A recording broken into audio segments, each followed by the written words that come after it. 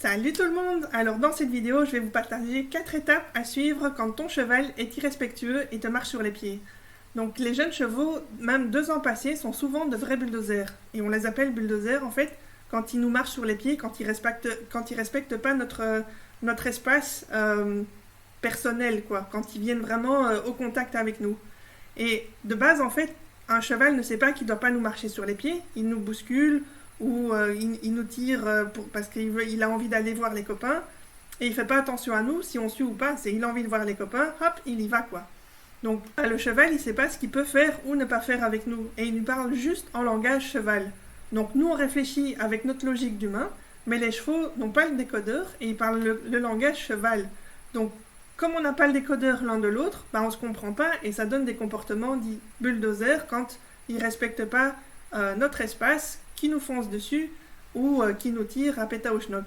Et donc, on ne comprend pas pourquoi notre cheval est classé comme bulldozer et notre cheval, il ne comprend pas pourquoi nous, on tire sur la corde pour essayer de le mettre à gauche, à droite, pour essayer de le faire bouger de nous.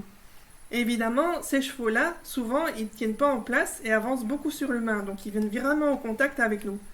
Et pour expliquer à notre cheval qu'il ne doit pas nous marcher sur les pieds, nous bousculer, on va commencer le travail à pied qui va devenir un langage commun pour mieux se comprendre, leur expliquer nos règles d'humain et notre monde en les éduquant en fait.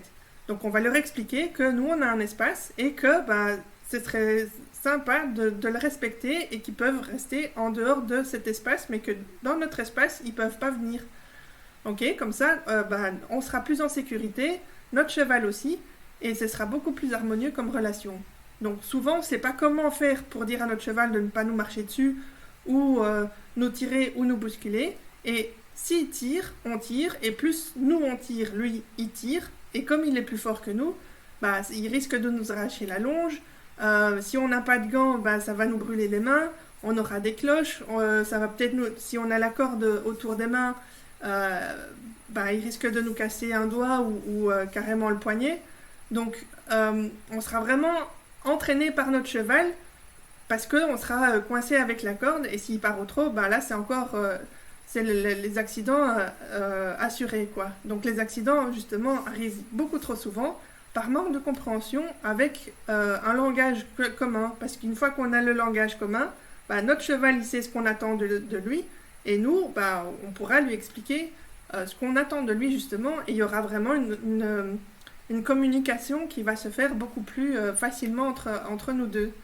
Donc ça nous permettra d'avoir l'attention de notre cheval, le respect de notre espace, où il fera attention à nous en nous contournant plutôt qu'en nous rentrant dedans, et il sera plus concentré, il se sentira plus en sécurité, il aura envie d'être avec nous, peu importe ce qu'on lui propose comme exercice. Donc lorsque notre cheval est irrespectueux, il va nous marcher sur les pieds, et il est important de rétablir vraiment une relation de respect et de leadership avec lui. Donc lui expliquer qu'est-ce qu'on attend de lui en montrant que on est son référent et qu'il peut se poser sur nous. Donc aujourd'hui je vais vous partager ces 4 étapes en espérant que ça puisse vous aider dans une préparation, dans une réflexion. Et donc la première c'est de définir des limites claires. Donc vraiment établir des règles, des limites claires pour que votre cheval vous comprenne.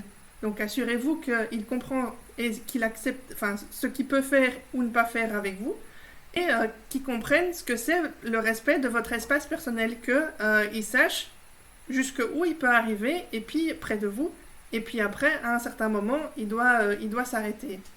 Ok ?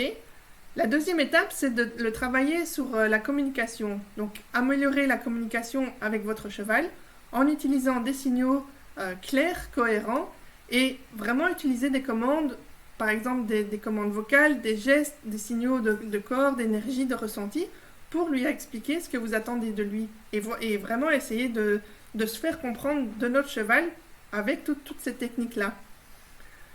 La troisième étape, c'est d'utiliser des exercices de respect. Donc, vraiment pratiquer des exercices qui renforcent le respect mutuel et la confiance. Donc, vraiment, une fois qu'on commence à faire des exercices, de récompenser notre cheval dès qu'il fait ce qu'on attend de lui. Parce qu'il n'est pas forcément au courant au départ de qu'est-ce qu'il peut faire, qu'est-ce qu'il ne peut pas faire. Et le fait qui se sent encouragé dans une certaine direction, eh ben, il va comprendre que ça il peut et ça il peut pas. Ok, donc vraiment, la récompense est vraiment primordiale pour que lui puisse comprendre ce qu'on attend de lui tout bêtement. Et la quatrième étape, c'est de vraiment établir une routine cohérente. Par exemple, ça peut être une routine d'entraînement. Ça va lui permettre de savoir à quoi s'attendre, de se sentir plus en sécurité. Et du coup, ça va réduire les comportements dits irrespectueux quand ils ne respectent pas notre espace personnel ou quand ils nous tirent à volo, quoi. Donc pour toutes ces étapes, il est essentiel de rester calme, patient et cohérent tout au long du processus. Et une bonne communication comprend entre autres de la constance, de la clarté pour établir une relation de respect et de la confiance avec votre cheval.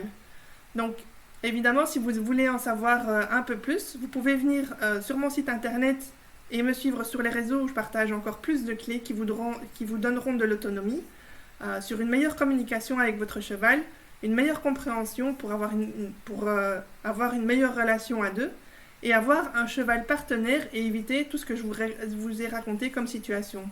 Donc aujourd'hui, je vous donne un exemple avec le fait de marcher sur les pieds, mais ça peut vous sauver aussi dans des situations comme à la longe, lors de la montée en van, dans le travail à pied, pendant les soins, quand on va le chercher au pied, etc.